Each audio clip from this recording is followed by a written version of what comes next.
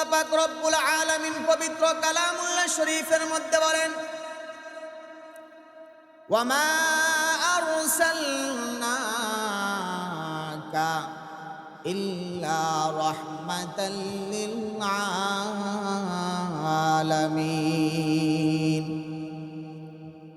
পয়গম্বর, আমি আপনাকে বিশ্ববাসীর জন্য রহমত স্বরূপ প্রেরণ করেছি। নবী আমার আসমানের জন্য রহমত, নবী আমার জমিনের জন্য রহমত, নবী আমার মুমিনের জন্য রহমত, নবী আমার বেঈমানের জন্য রহমত, নবী আমার আখিরাতের জন্য রহমত, ইহকালের জন্য রহমত, নবী আমার সমস্ত কুল কায়নাতের জন্য রহমত। এজন্যই আল্লাহ পাক রব্বুল আলামিন বলেন, ওমা আরসালনাকা ইল্লা রাহমাতাল লিল আলামিন।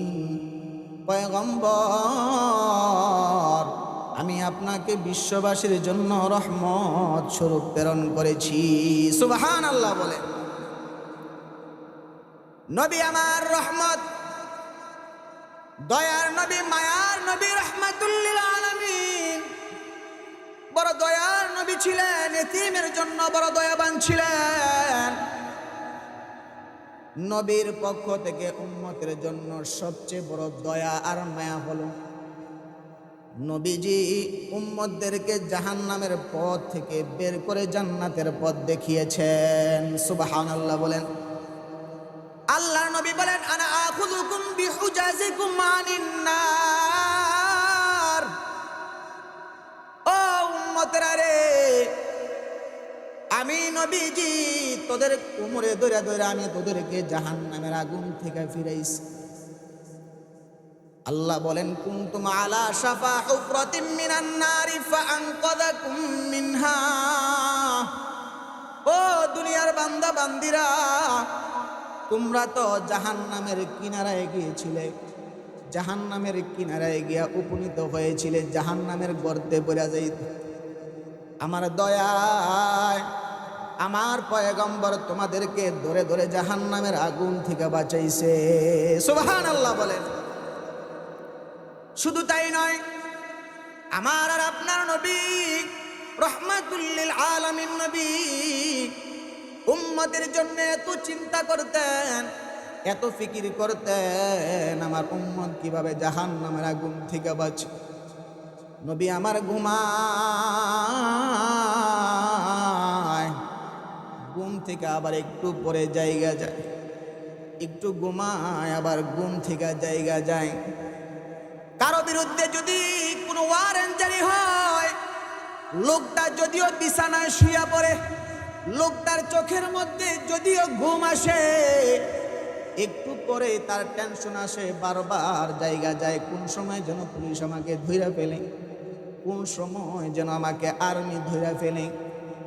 আল্লাহর নবীও একটু পর পরে জায়গা যাইতেন, এখন ঘুমাইতেন, আবার একটু পরে জায়গা যাইতেন।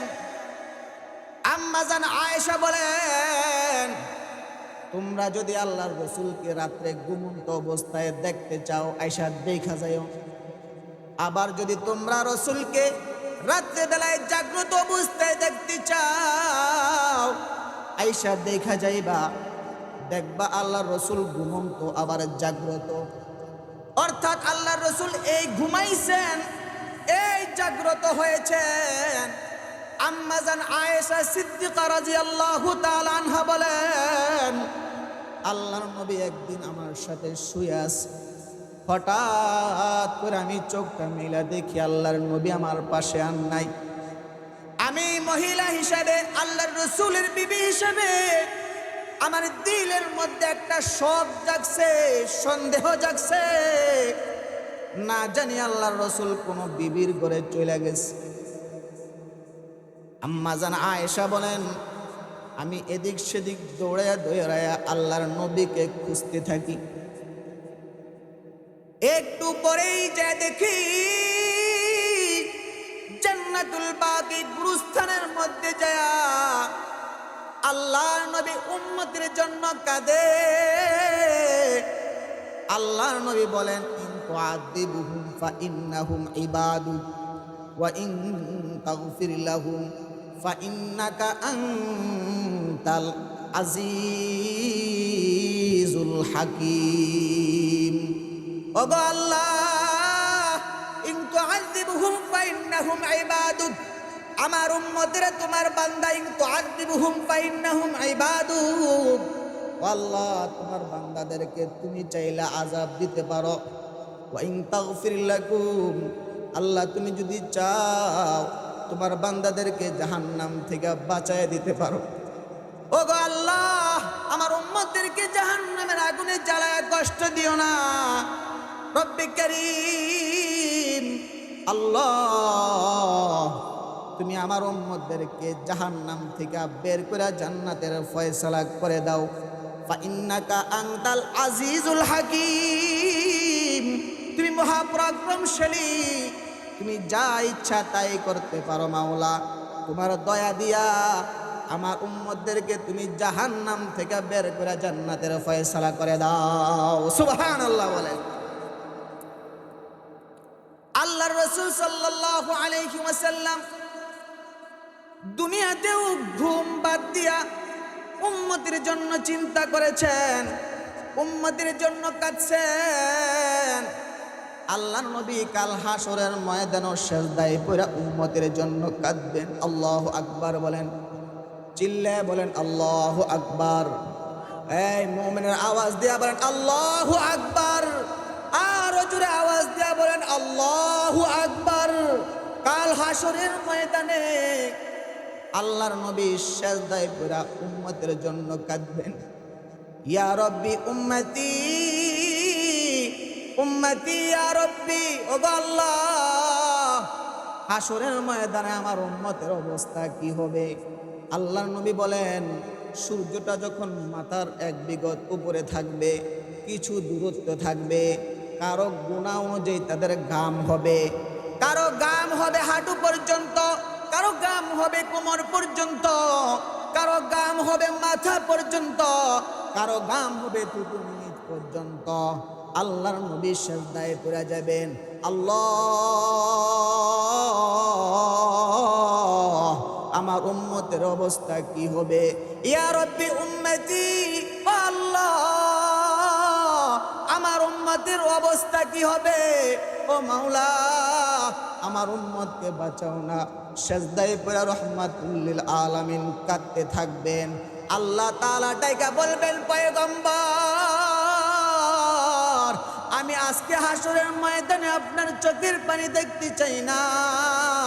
ও পয়গম্বর, আমি আপনাকে যা কাঁদানোর দুনিয়ার জমিনে কাঁদাইছি। জন্মের 6 মাস আগে আপনারে বাবা হারা বড় এতিম করেছি। জন্মের 6 বছর পরে আমি আপনার মাকে নিয়ে আসছি। ও পয়গম্বর, উহুদের ময়দানে দান্তার মুবারক শহীদ করেছি। তায়েফের ময়দানে গা থেকে রক্ত ঝরায় নবী আপনারে কষ্ট দিছি, বড় কষ্ট দিয়েছি নবী। আজকে হাসরের ময়দানে আমি আল্লাহ আপনার চোখের পানি দেখতে চাই না। ইরফা রাসাকা ইয়া মুহাম্মদ, ও মুহাম্মদ আপনি আপনার মাথা উঠান। ওকুল তুসমা, পয়গম্বর আপনি আজকে যা বলবেন আমি আল্লাহ তা শুনবো। ওয়াসআল তুতা, ওগো পয়গম্বর, ওয়াশফা তুশাফা, পয়গম্বর আপনি যা সুপারিশ করবেন আমি আল্লাহ তা কবুল করব। ওয়াসআল তুতা, পয়গম্বর আপনি যা চাইবেন আমি আল্লাহ আজকে হাসরের ময়দানে আপনাকে দান করব। সুবহানাল্লাহ। এই হলো আপনার আমার দয়ার নবী।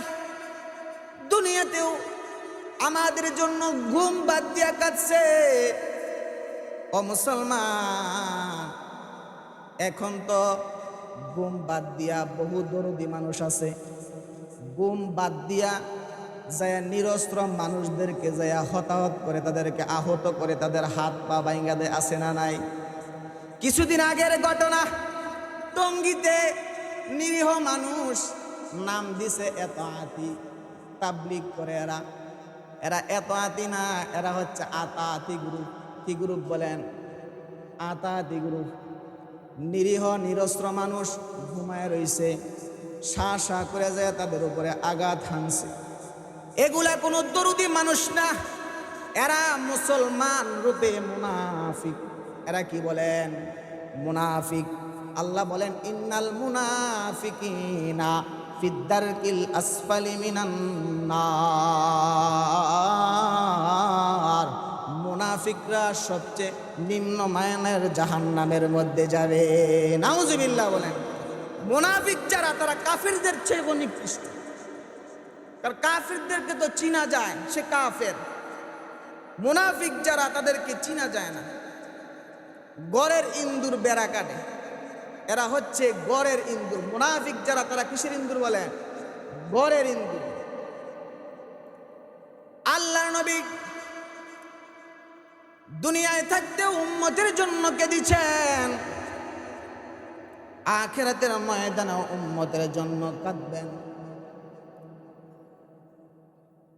আল্লাহ তাআলা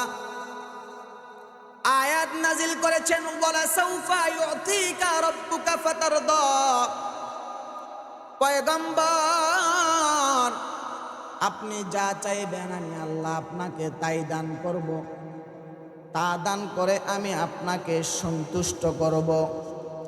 আল্লাহর নবী বলেন, আল্লাহ, আমি ততক্ষণ পর্যন্ত সন্তুষ্ট হব না যতক্ষণ পর্যন্ত আমার একটা উম্মত জাহান্নামের আগুনে থাকবে। সুবহানাল্লাহ বলেন। কি পরিমাণ দরদ ছিলেন আল্লাহর নবীর! সমস্ত চাওয়া পাওয়া আমাদের জন্য বিলিয়ে দিয়েছেন। সে হচ্ছে আমাদের নবী, রাহমাতুল লিল আলামিন নবী। আল্লাহ পাক রব্বুল আলামিন সমস্ত পয়গম্বরদেরকে একটা দোয়ায়ে মুস্তাজাব, মানে একটা দোয়া, এমন একটা পাওয়ার দিয়েছেন সমস্ত পয়গম্বরদেরকে, যে পয়গম্বর যা দোয়া করবেন আল্লাহ তাআলা তাই কবুল করবেন। সমস্ত পয়গম্বরদেরকে আল্লাহ তাআলা একটা পাওয়ার দিয়েছেন।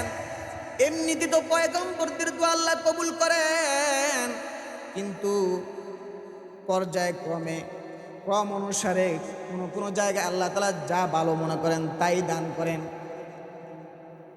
পয়গম্বরদেরকে আল্লাহ তাআলা একটা স্পেশাল অফার দিয়েছেন, যা দোয়া করবেন আল্লাহ তাআলা তা কবুল করবেন।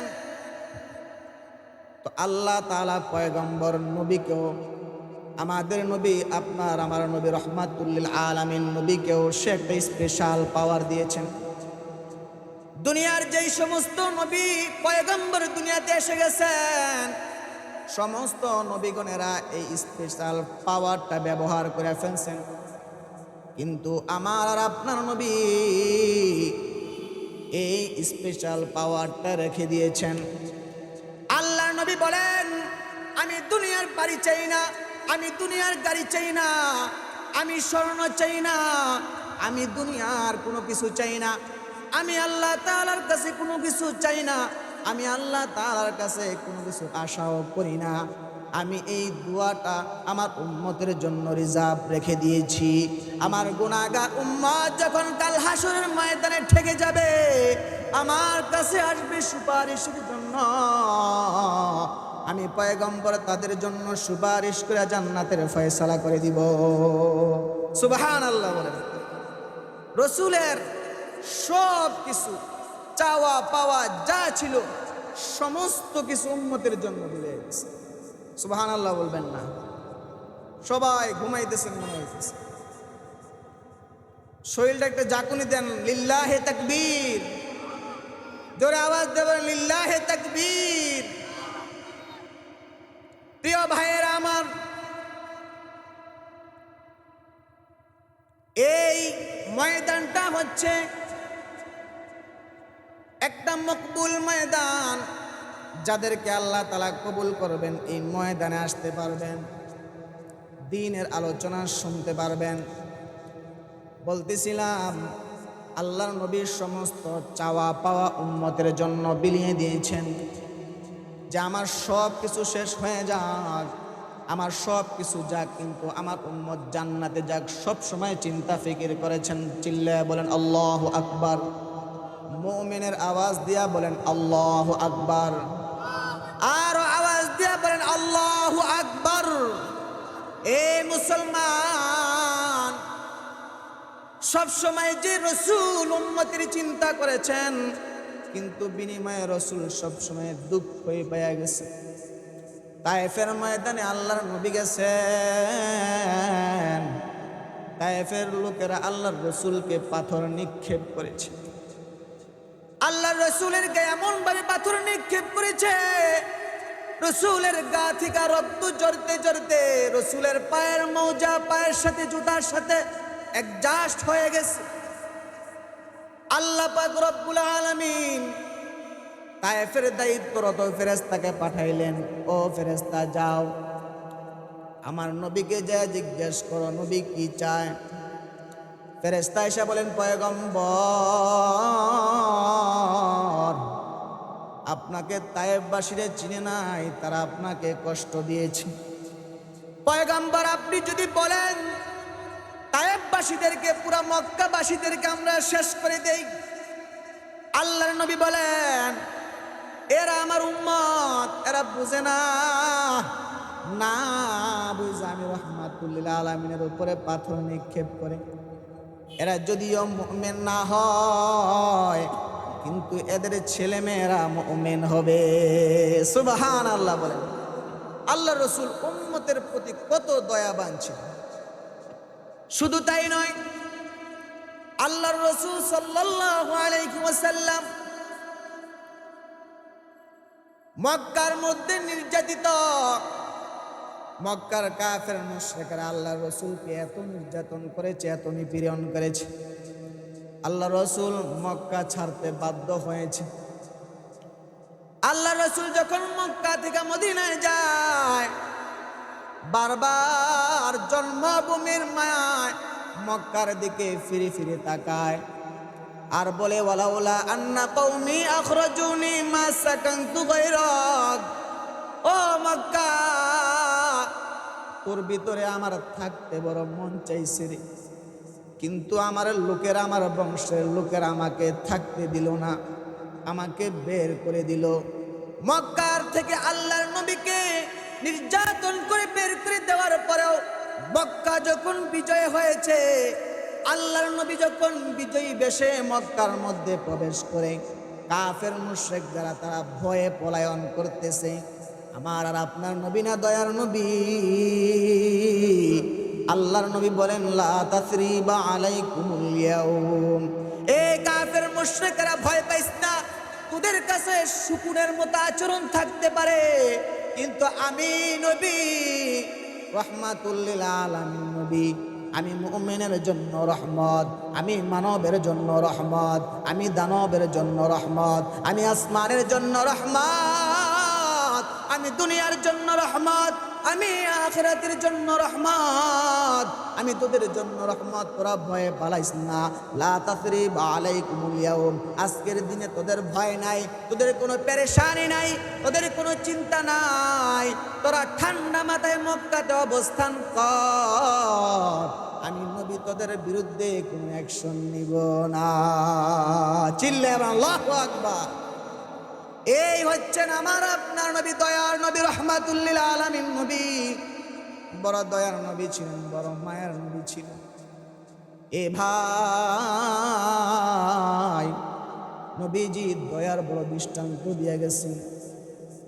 আর কেউ উম্মতের জন্য এত বড় দয়ার দৃষ্টান্ত দেখায়া যাইতে পারবে না। সব সময় আল্লাহর রাসূল চিন্তা করেছেন, আমার উম্মতকে কিভাবে জাহান্নাম থেকে বাঁচানো যায়, জান্নাতের পথ প্রদর্শন করা যায়। সবার কাছে আমার আবদার হইল, ভাই দুনিয়াতে চিরজীবন থাকতে পারবো না, থাকতে পারবেন?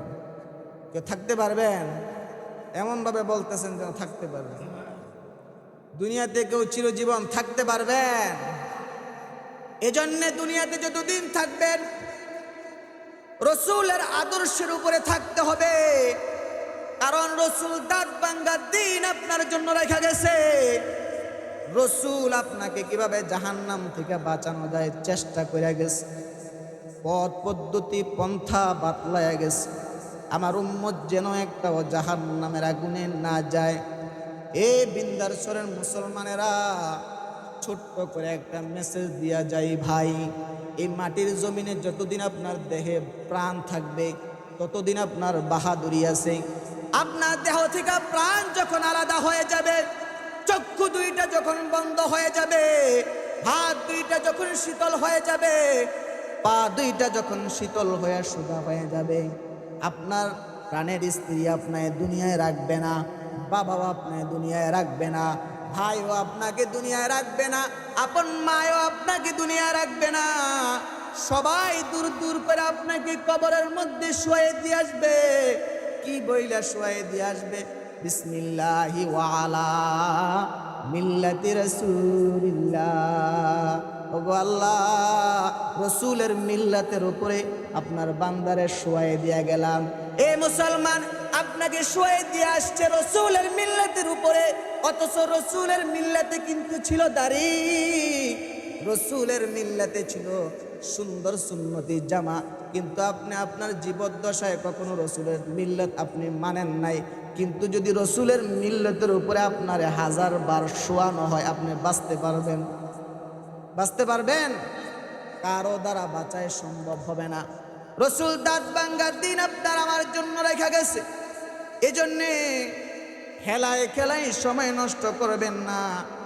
যেই দিন আপনার আমার জন্য রেখা গেছে, খেলায় খেলায় এই দিন নষ্ট করবেন না। এ ভাই, মৌতের কোনো গ্যারান্টি নাই। মৌত কো সমঝা হ্যায় জাহিল ইখতিমামে জিন্দগি, দর হकीकत मौत है सुबह दुम जिंदगी, दर हकीकत मौत है सुबह दुम जिंदगी। মূর্খ যারা, তারা মনে করে আমি মরে গেছি তো আমার সব শেষ হয়ে গেছে।